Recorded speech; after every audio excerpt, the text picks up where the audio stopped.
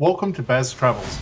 After driving 14,826 kilometers through 24 states and Washington, D.C., I've seen rocket launches to the Grand Canyon and Hoover Dam. I've explored Route 66, ghost towns, deserts, snow, and beaches on both coasts.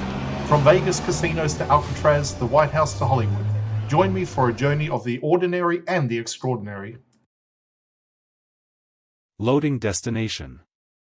Simulation starting in 3, 2, 1.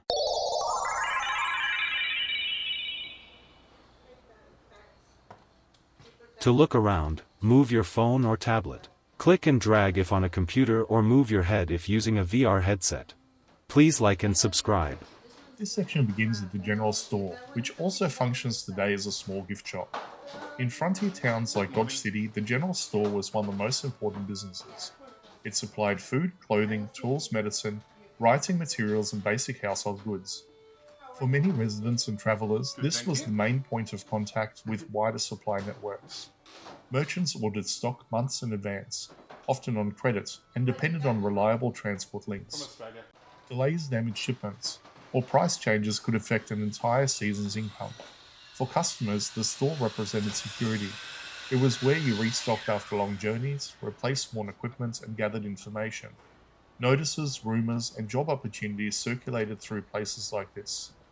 In many ways, the general store functioned as both a shop and an information hub. From here, the path leads into the saloon and the beginning of the indoor exhibition area.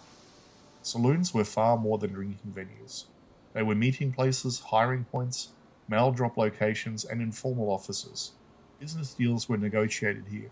Wages were paid here. Disputes were sometimes settled here.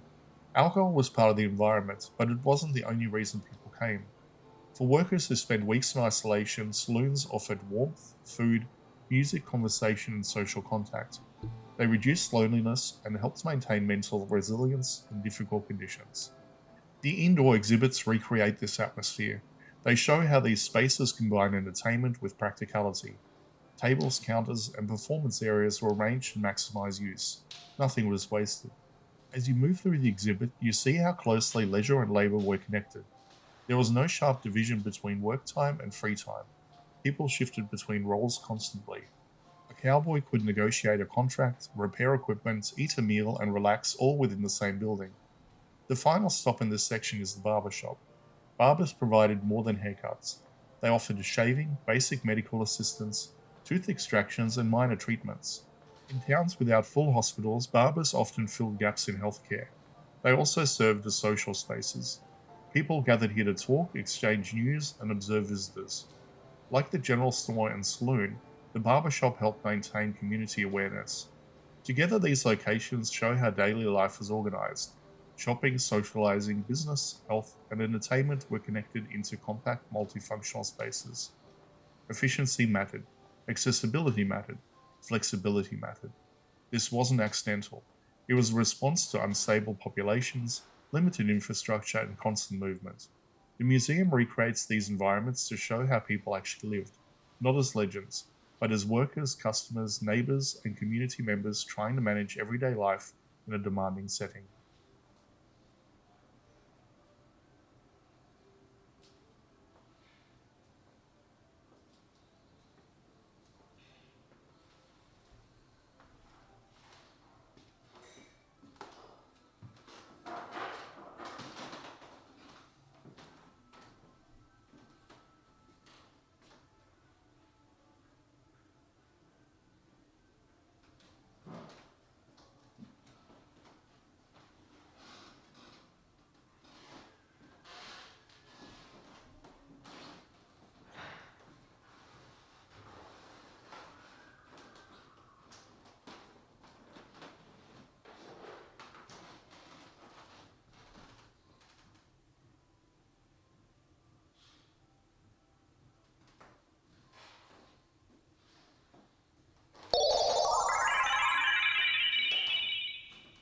Simulation terminated.